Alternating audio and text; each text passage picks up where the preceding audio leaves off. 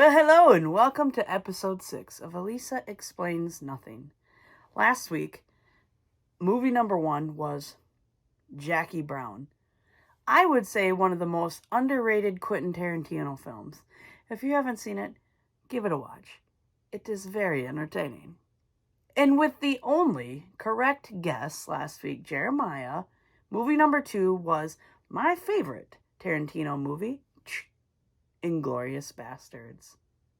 Such a good one. I enjoy it very much. So this week, I watched a lot of movies, but if I do more Tarantino movies, you people will start catching on, because I am going through his entire filmography, as Jackie has not seen many of them, and we are quite enjoying this project. But I figured you're going to start guessing these. So, first movie. You've got this family. There's a lot of turmoil happening in their country, and every family needs to send somebody to war. But this one family only has an old dude that they can contribute. So one of the daughters sneaks off, pretends to be a guy so that she can fight for her family. And you know what? She's a pretty darn good fighter, but at first she doesn't know it. And she finally discovers this within herself when she stops living a lie and saves the day. She saves the day. A lot of people weren't a fan of it, but I couldn't really remember the first one. I know, I can't believe it. But because I couldn't remember the first one, I had a fresh eyes with this, and I enjoyed it very, very, very much.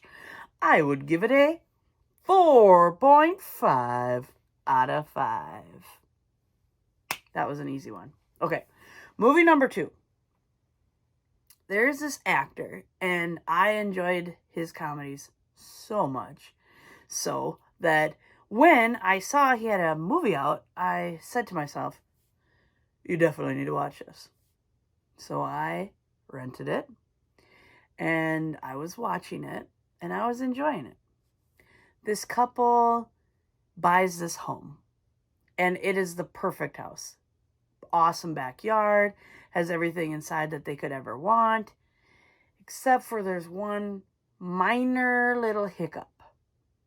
There's a guy that lives in the guest house. And unfortunately, this guy is not a very good fella. He's lazy, he doesn't work, he's one of those freeloader types, and he creates a lot of chaos for this couple. So much chaos that he's kind of trying to get them to move out.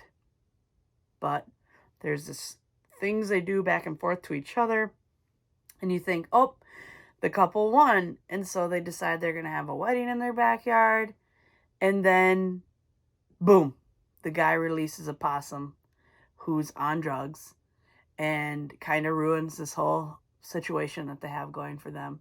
And that's the point that the movie took a turn for the worse. And I was watching this thinking to myself, whew, he must have been real desperate to do this movie. So, that one, 2.5 out of 5. Probably skip it. I'd tell you to skip it. Unless you're a super fan of this guy, skip it. It was a little cute at the end, but it wasn't enough to. Wasn't enough to make up for that weird possum part.